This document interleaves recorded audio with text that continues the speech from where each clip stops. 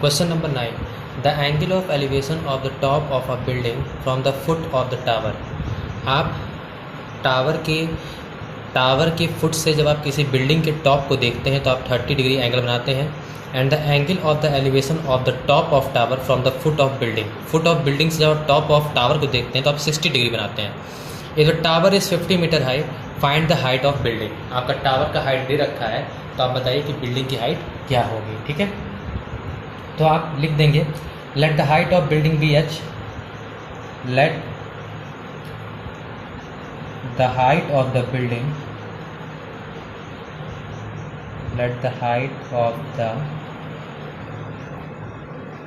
building be h meter, then जो आपकी A B है, मैंने यहाँ पे लिखा भी है, A B is equal to क्या हो जाएगा, h metre. Okay, in right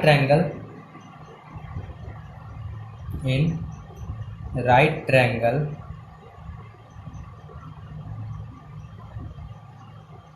P B Q, जब P Q B, okay, tan of 60 degree is equal to क्या हो जाएगा, परपेंडिकुलर अपॉन बेस, मतलब कि P Q upon B Q. Okay, tan 60 degree की वैल्यू होती है √3, पी क्यू की वैल्यू आपको 50 यहाँ पे दे रखी है, B Q, then B Q is equal to 50 upon √3 metre. Okay, फिर लिखेंगे, ये वाला प्रोसेस आपका हो गया, आपकी बी क्यू की लेंथ निकल गई। फिर लिखेंगे इन राइट ट्रायंगल। अब आपको कौन सा राइट ट्रायंगल बच रहा है, आप उसका नाम लिखिए, in right triangle A B Q. तब आपका कौन सा एंगल आएगा, tan 30 degree. tan of 30 degree is equal to perpendicular upon base, A B upon B Q. tan 30 degree की वैल्यू होती है 1 अपॉन √3। ए बी की वैल्यू आपको खुद ही पता करनी है, A B upon B Q. B Q का आप मल्टीप्लाई कर दीजिए, B Q is equal to √3 A B. B Q की वैल्यू क्या है आपकी, आपने ऊपर देखिए बी क्यू की वैल्यू पे क्या लिखी हुई है, B Q is equal to 50 upon √3 is equal to √3 A B. Then A B is equal to, multiply की चीज़ जब इधर आती है तो क्या हो जाती है, सॉरी आप ध्यान से दिखेगा, मैं पेज ऊपर नहीं कर पाया। जब बी क्यू की वैल्यू ऊपर लिखी थी ना 50 अपॉन √3, मैंने वो लिखी, ये √3 मल्टीप्लाई में तो जाके क्या हो जाएगा, डिवाइड में, तो 50 अपॉन √3 इंटू √3।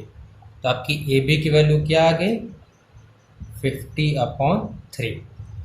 ठीक है, ए बी की वैल्यू जब आपकी आ गई 50 अपॉन 3 मीटर।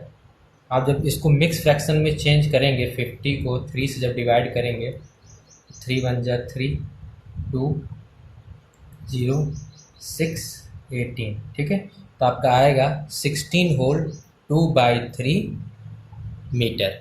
ओके, तो आप क्या लिख देंगे, hence the height of the building, hence the height of the building is 16 whole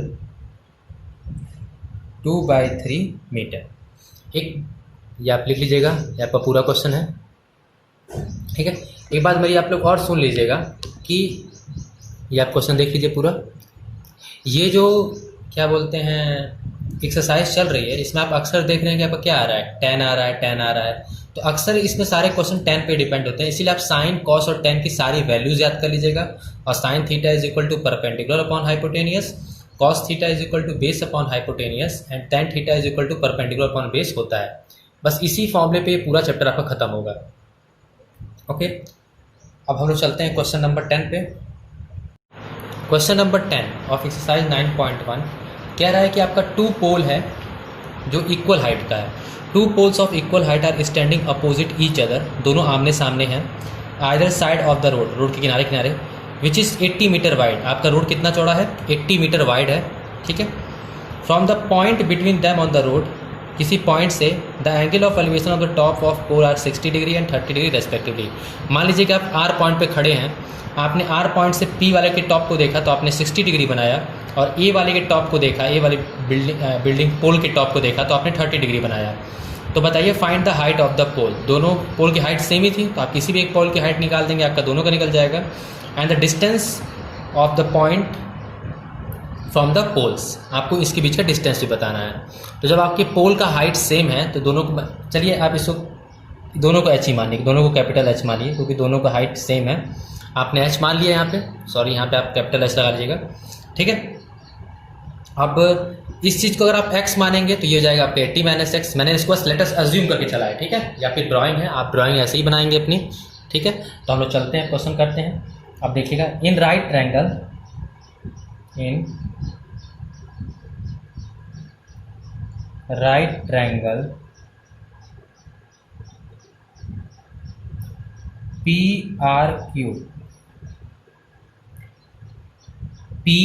Q में आपका tan 60 डिग्री है, tan 60 डिग्री है तो परपेंडिकुलर अपॉन बेस होगा, that is equal to P Q upon Q are.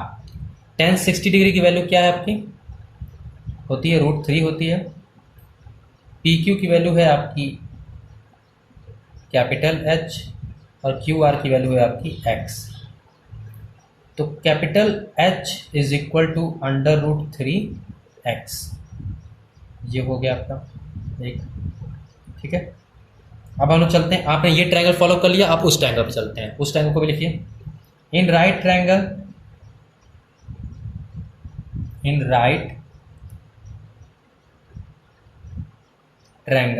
A B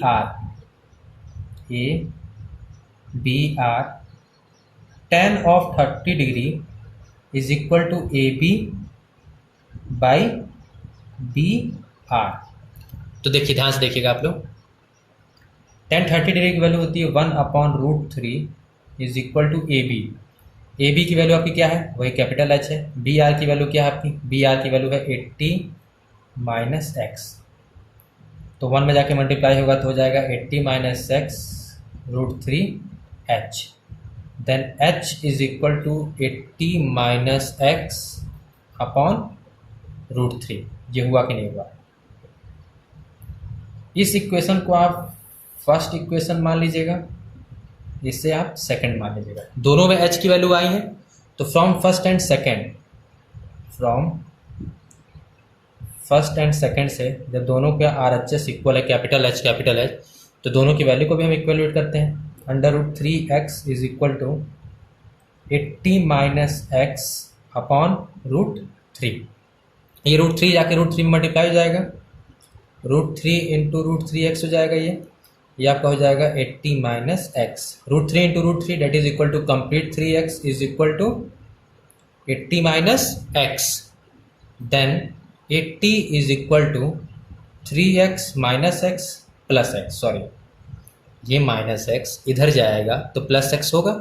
3x plus x कितना हो जाएगा, 4x is equal to 80।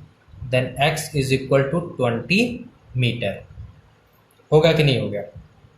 तो आपका x मतलब आपका QR का वैल्यू, क्या हो जाएगा, x आपका QR था ना, QR का वैल्यू क्या हो गया, 20 मीटर हो गया।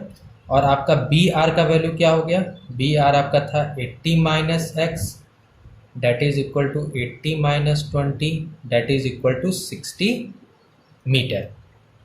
ये हो गया ना आपका। x की वैल्यू क्या आई थी आपकी, 20 मीटर आई थी, तो ये h है आपका।